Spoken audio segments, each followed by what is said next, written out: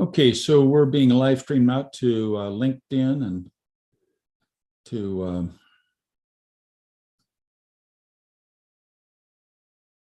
okay, I'm going to go ahead and record.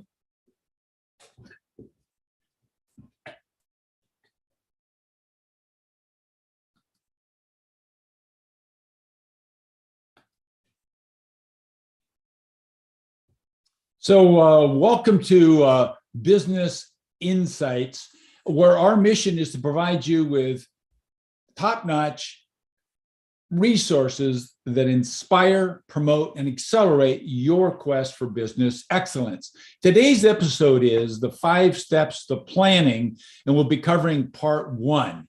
And kind of as an overview, before we get started, is this is being live streamed out to YouTube and to LinkedIn.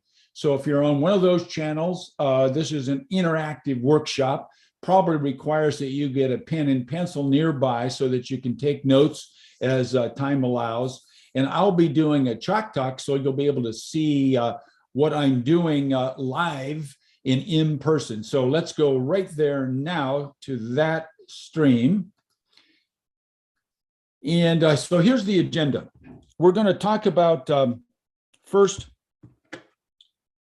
kind of an overview of what we're going to be talking about today. Then I'm going to talk about typical objections, or if you will, reasons why people don't want to plan or have failed to plan in the past, etc. We'll go through the 5 steps to planning themselves. We'll then dig into step 1, which is really going to take virtually all of this particular broadcast to talk about. Then we'll intermix any questions and we'll wrap things up at that point. So first is an overview. I spent over 2 decades as the owner of an investment banking firm that I sold in 1999. And during the time that we raised money, debt and equity capital for small to medium-sized businesses, I saw literally thousands of business plans. And I'll put that in quotes because business plans are like a lot of what I call container words or phrases that have a lot of different meanings applied to them. So in the investment banking space or banking space in general, a business plan is most likely to include a projection. So it's envision an Excel spreadsheet or equivalent that is showing the next 5, maybe 10, maybe more years in the future, showing revenue, showing gross margin, showing net profits, showing all sorts of various things, if you will, mathematically. And then there's more to it as well. But the net of it is it's a request for money. We're not talking about that kind of business plan here. What we're talking about is a plan that a business owner needs in order to be able to navigate through, at the very least, next year, the next year in one's business activities. So that's the quick overview. We're talking about what I also call a game plan, business plan, game plan. Now, there are 5 steps to this. And well, before I get to the 5 steps, in fact, I wanted to talk about, if you will, objections or reasons why people don't plan. We're sitting at the time of this recording, we're towards the end of February 2022. Now, I purposefully did this recording at this point in time because a lot of people maybe had good intentions to putting together a plan, maybe in November, December. Some public corporations certainly have done that, some private companies too. But the vast majority of companies have not done so. They have instead I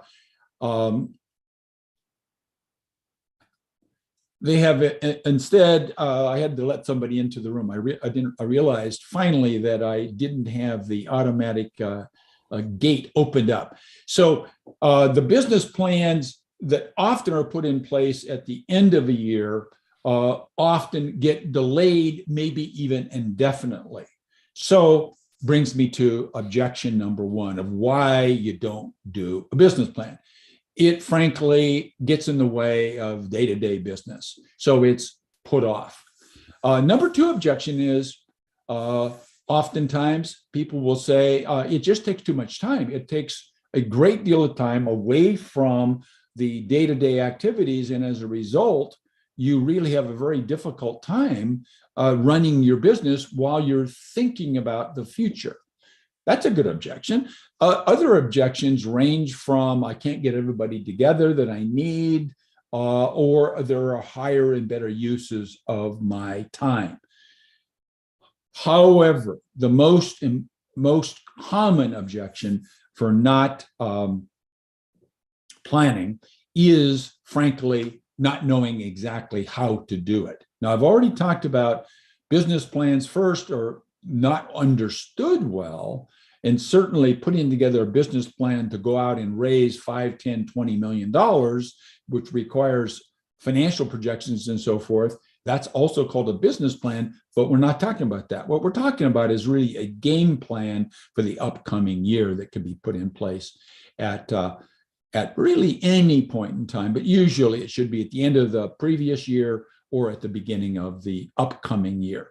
So I have, over the years, come down to what I call the 5 steps to planning. And the first one is, where have you been? So what's the history look like? Step 1. If there's going to be something that's missed when somebody does planning, that's often it. So we're going to spend time today talking about why that's so important and what we can do to make sure that we've got the past covered. Second is if you will, a situational analysis, which I would label here in my 5 steps as, where are you now? So at this present moment, what's the current state of affairs? What's going on inside your company? What's going on out in your customers? What's going on in your competitors, suppliers, partners, etc.? What's going on in general in your industry? What's going on globally, governments, variety of things. So that would be a situational analysis. Number 3, where are you going? What do you intend to get accomplished in the upcoming year? Specifically, in our particular case, the year would be 2022. Number 4 rather, is how are you going to get there? So think about the one answer, potential answer for question number 3, where are you going? You might say, my goal for 2022 is $11,500,000 in top line revenue. Question 4 would then say, well, how are you going to get $11,500,000 of revenue? So that would be the list, if you will, of how you're going to do it. And then finally, when, or specifically, what's the time associated with question number 4? So today, what I want to talk about is step 1, which is, where have you been? And I'm going to go through four parts of this. First would be a timeline. And so we're going to look at time from effectively the beginning of your business until now. This particular part really doesn't have to be done every year. What has to be done every year is what took place in the past last year. But if you've done planning in the past, then you don't really need to do the step we're talking about. But what I find is the vast majority of companies really should do this timeline exercise, which we'll go through. So that'll be number 1 we'll do. Second, we'll talk about how to identify and deal with successes. Next, how to identify and articulate the failures of the past. And then finally, step 4 is we'll take a look at the lessons learned from both successes and failures. So this idea of a timeline. And I mean, frankly, coincidentally, I just got off the phone with one of my clients. I've got a podcast that's being launched. I've had an ongoing podcast for quite some time, and it's on its 200th plus episode. It's called Supercharging Business Success. But this new one is called Business Builder Show, and it's going to feature owners of 7 to 9 figure businesses, and it's going to highlight how they built their business over time. And the client I just talked to, his business started in 1897 when the great, I think just two greats, grandfathers ago, homesteaded the property that now has the current facility on. Happens to be a resort. In fact, talking with the CEO, first thing we talked about is the fact that he now has 3 boys, ensuring that the 6th generation will be in place to run this business. So that's an example of a story I'll have in my podcast called Business Builder Show. But what I'm going to show you now is how you'd go about constructing the history so that when somebody new comes in, a supplier, a new employee, a customer, the story matters a lot to them about why or why not they want to do business with you. So a lot of people say to me, well, why in the world would you care about the past? It, in this case, began over a century ago, almost a century and a quarter ago. And that's a long time. Besides that, what does homesteading have to do with a resort? Well, they're all connected. It's part of all the story. And so a good illustration would be this one here that I have on the screen. If you look in the past, i.e. in this particular case, boats that produce a wake, the wakes will actually last quite a long time. You can see a wake way back all the way to the horizon. So if the boat has been progressing like the one here on the right in a straight line for 125 years, if you look back, you'd have a straight wake. But most of the time, that's not what's going on because you're not navigating on a body of water. Instead, you're in a river with rapids, boulders, twists and turns, logs floating around, other boats, and all sorts of things. And so your wake is going to look more like the one on the left. So how do you go about putting together, if you will, this idea of a timeline? Now would be an excellent time for you to grab a pen, pencil, paper, or in my case, I'm using a tablet here. And what I want you to do is to think about a timeline at the right side right now, and on the other side right then. So it's a timeline between now and then. Now, in the case of this hotel resort I told you about, that then was 1897. So in that case, you'd write 1897, 1897 on then, but it might be, if you will, 2011. Whatever it happens to be would be what you would write in that particular spot. But that's then. And so then you'd write down a 1. 1 would say founding of the business. Or it could say acquired the business from the previous owner. You just decide in your mind, do you want to use the history of the business when you're talking about the history? How much do you really know about what the previous owner did back then? So it's a practical matter. Best place to start would be where that previous owner delivered the business and handed you the keys, if you will. So the founding of, or when I first took control of the business, would be there. Then next step is to write down a series of events. Let's call these milestones. So we're writing down milestones. Milestones that took place over time, starting back in the past and up until today. Now, the key of using this tool, this line, and the numbers, 1 through whatever number you have, is that you'll be able to construct the timeline without trying to think, well, what was the next thing that happened? So, for example, you might say, I'm going to use this hotel just to give you an idea because it's fresh in my mind having talking to Tom. But let's just say that number 2 was the 5th generation taking over from the 4th. And that took place right about here. And that was in, and they were a client of mine for quite some time. So I know this for an absolute fact. That took place in 2015. So in 2015, that took place.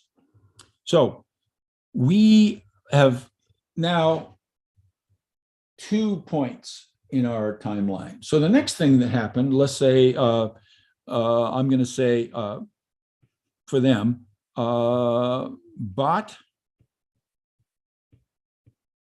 4th gen stock.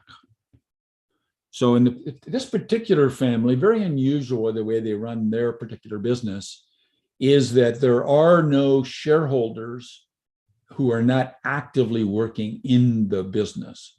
So when people retire, then the company buys them out over time. So curiously enough, even though this is a 125-year-old business, there are only 4 shareholders at this moment in time, even though you might think, wow, after all that time, you have zillions, where there were lots of them over time. So the question is, where does this number 3 go?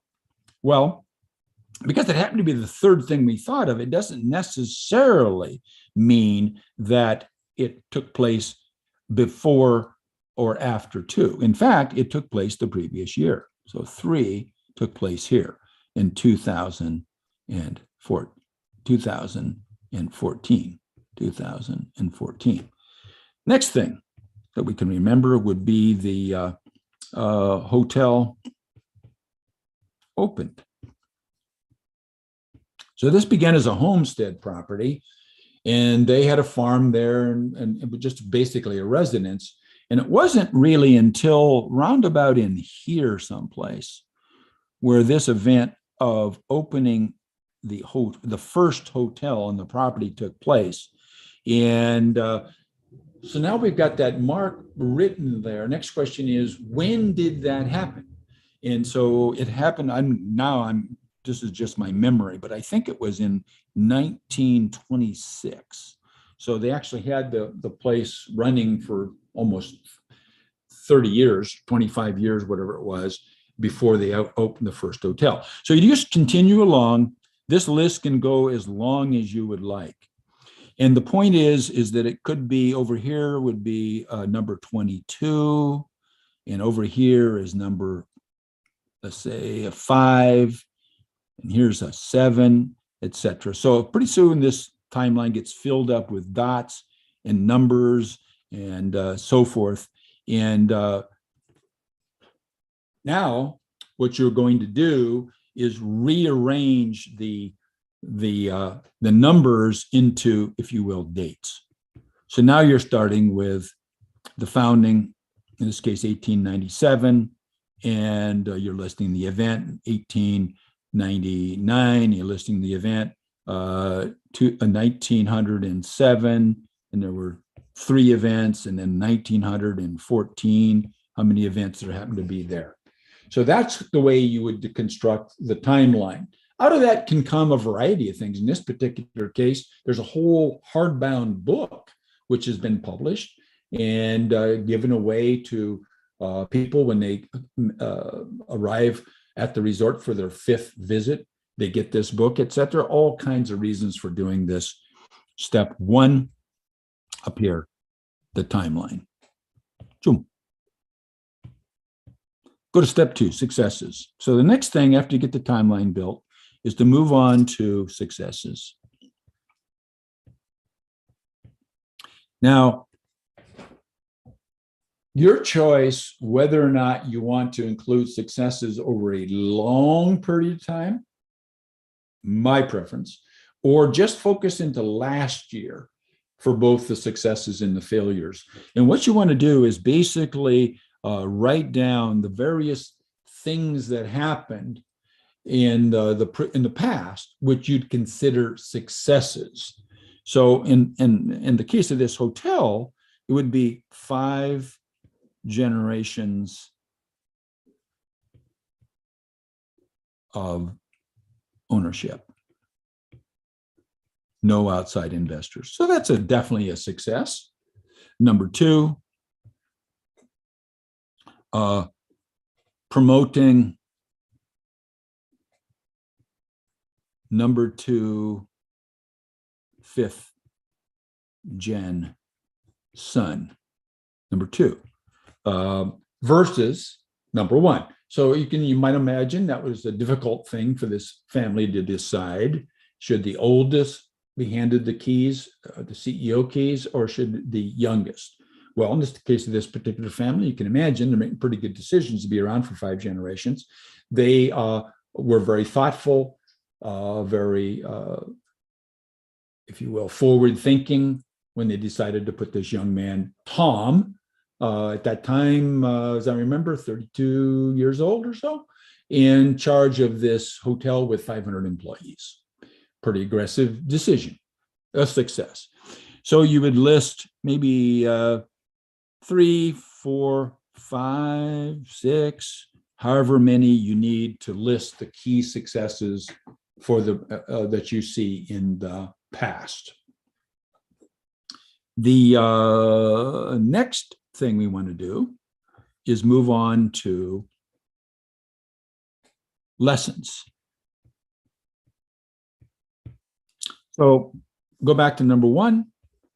Number 1, you could actually do it if you wanted over here. If you got room on your paper, the lessons learned can be over here on the right. I typically end up running out of real estate and don't do it that way. That's why I number things and I end up having them down below.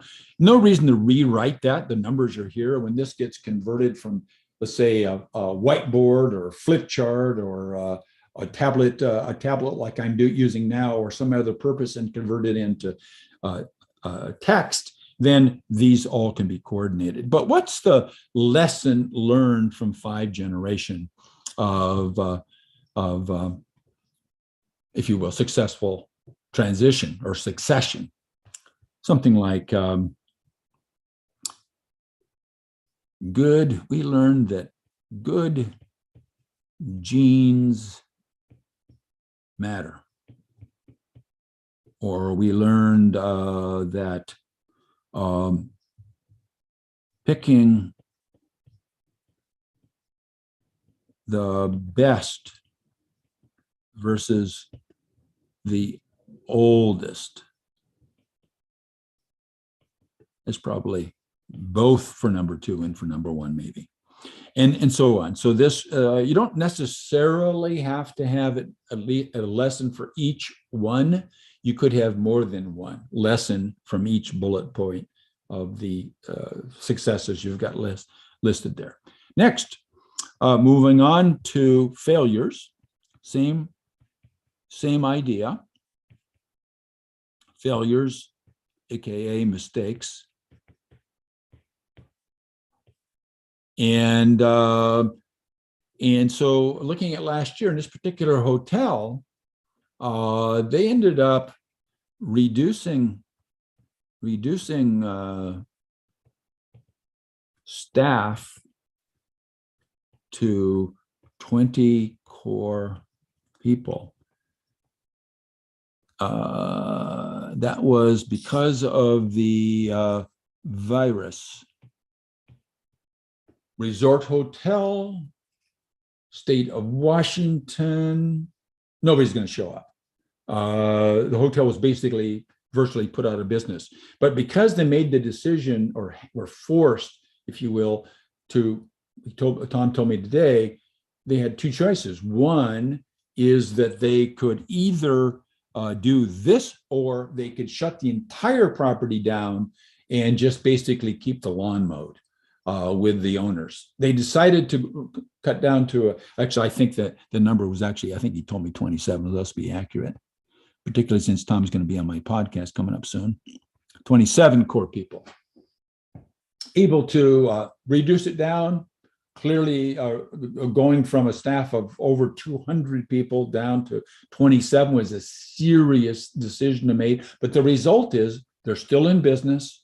They had the best summer ever last summer, and they're scheduled to have their best summer ever this current summer.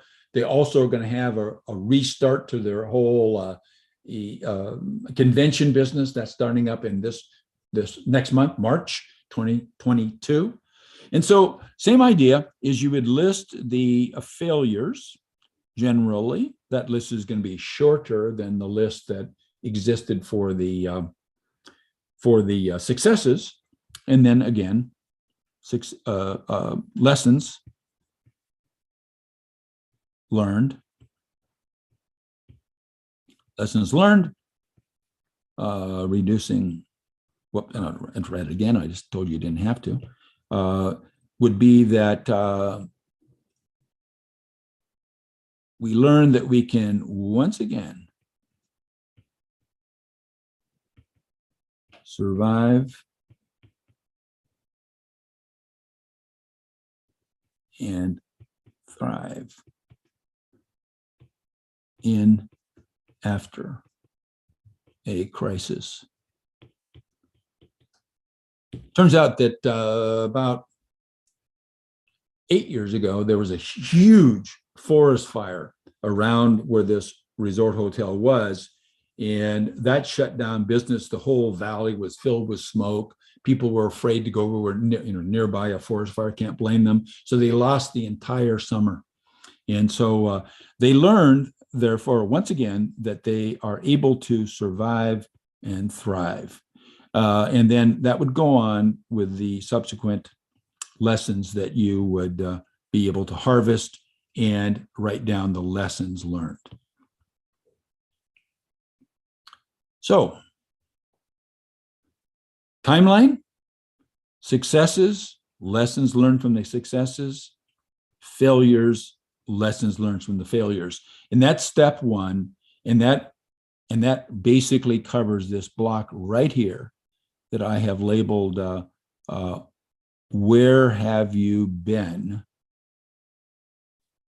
And that allowed us to fundamentally cover all the way back from the beginning of your business to today, and with special emphasis or insight into last year, 1 year ago, where you would do the successes and the failures.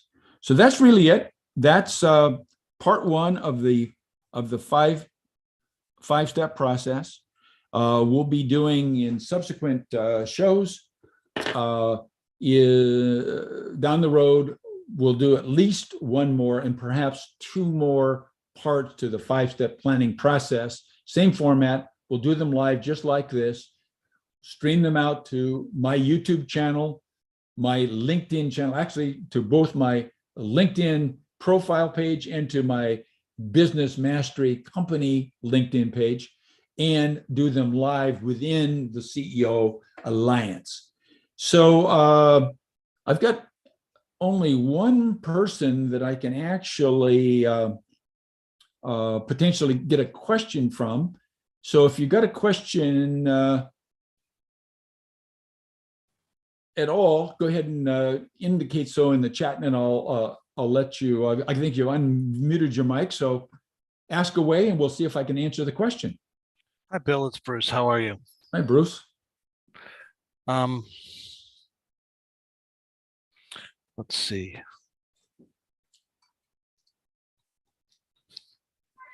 And you're talking about a question regarding the timeline process? Yeah. Okay.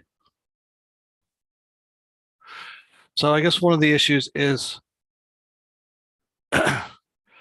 since I was working on a medical practice that my wife runs, so she's been in 3 or 4 different, manifestations. She went to med school, she did an internship residency, she paid back the Navy for 4 years. She was in a practice for about 2 or 3 years up in San Mateo, then has been in Southern California uh, since 1993. She decided to, while we were raising our daughter, she decided to stay as an employee. Then around 2008, she took over one of the former offices where she'd been an employee, took over that office with a colleague, and she's been there since. In the past 3 or 4 years, then this new aesthetics business has developed. So I guess one of my questions would be, when you do a timeline, how do you approach that? Okay, so that's an excellent question, and one thing I can see now, because I've got a lot of people out on the live, Bruce, that aren't able to do this. So I got to figure out how I can get questions in from on the live side. Okay, so, no worries. Let's talk about the purpose, everybody. Now, the purpose for the timeline is marketing. You're positioning marketing. So one of the marketing objectives is to convince people that planning for 2022 is an important thing to do. So that would include the current staff of your company. In your case, Bruce, your staff. But in the rest of yours, it's your own company. So that's one. But there's other things, reasons to market. One is potential employees down the road in the future and so forth. So if you think about it from a marketing standpoint, customers, clients, employees, suppliers, financiers, etc., to the extent that your time frame, in the case of Bruce, you and your wife, the time frame before the business was reincarnated in its current form is important and valuable from a marketing standpoint, because all of the things that she's done demonstrates flexibility, ability to recognize an opportunity and seize on it.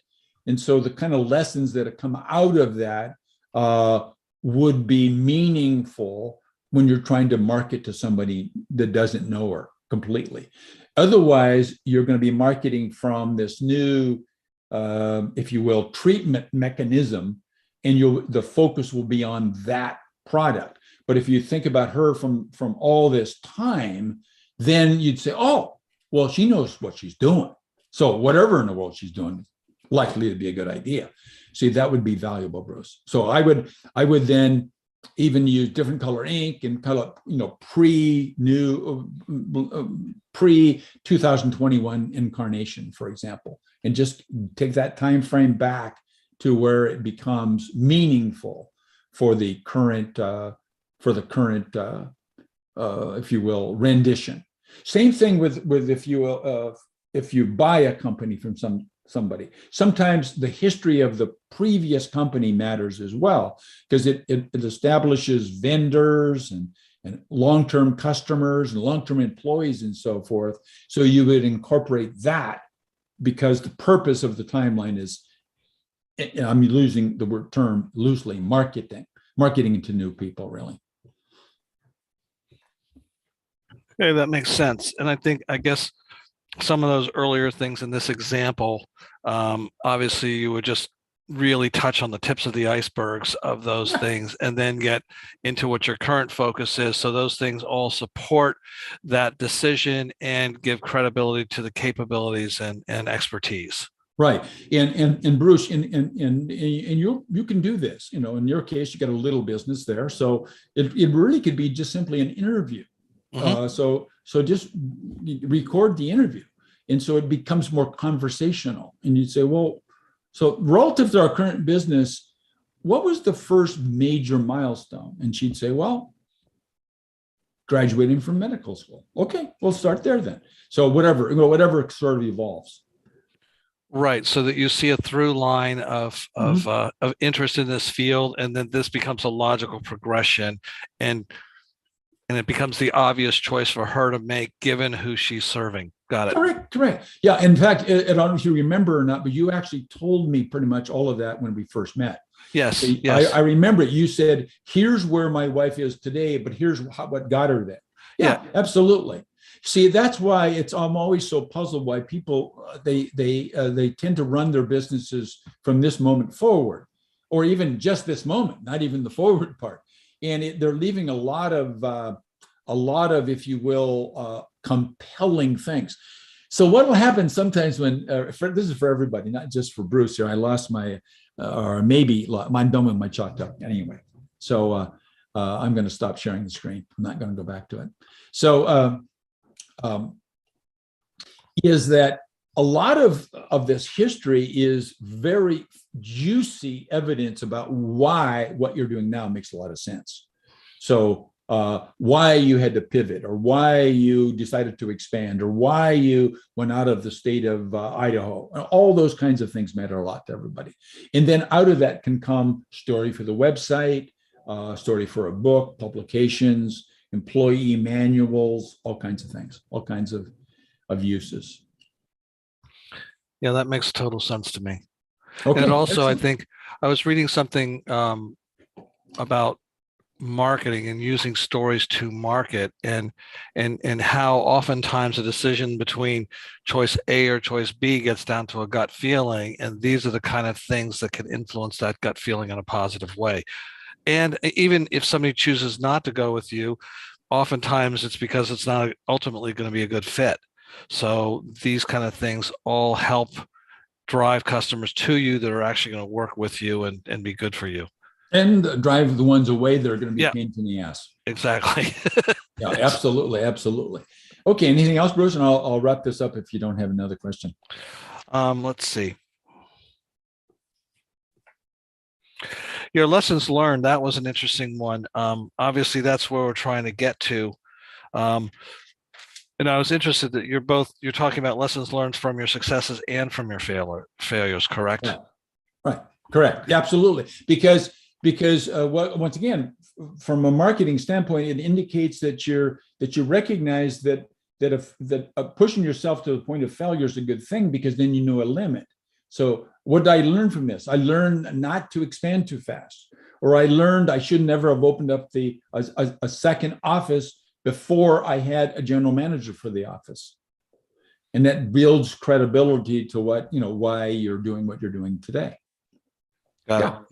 Now, curiously enough, what I'll find when I do these over the years is that people will have a success and they'll say something like, one of our successes was our newsletter. And then people look around the room and they'll go, why did we ever stop that? So that can happen too. It'll sometimes something from the past will end up being why did we ever do that? Okay, so what you're saying is this is a process of discovery and rediscovery. There may be something that needs to be resurrected that if it was done in the 90s, it was probably a paper version. Paper stopped, we didn't use it, but now we could have a newsletter in the form of a podcast or a blog or something else that's the modern version of that to get communication and touches to our clients. Right. And now, speaking to some of you out on the live stream as well, many times you'll have what I call senior employees, people that have been around longer than you, perhaps. So those people need to be in your planning sessions, because they're the ones that will remember that back in 1999, such and such a thing happened, and it was a big, giant success. And you go, wow, well, what was the lesson? Well, the lesson was we should have kept it going because we got 10% of our revenue from it. And then one day we decided to stop it, and nobody ever knew why. We just stopped doing it. And all of a sudden it'll be resurrectable, potentially. Well, that's great. Anything else, Bruce? I'll wrap it up if you don't. No, I think I'm good. Okay, good. So everybody, let's remember, our businesses do not become extraordinary in a single moment. Instead, they get there as a result of the owner first learning and then applying a proven combination of having the right mindset, of a dedication to a system of management, and number 3, leveraging high performance teams. So thanks for being with us, and good luck planning your way through a super successful 2022. Okay, we're done. Thanks, Stop Bill. the recording. I'm stopping the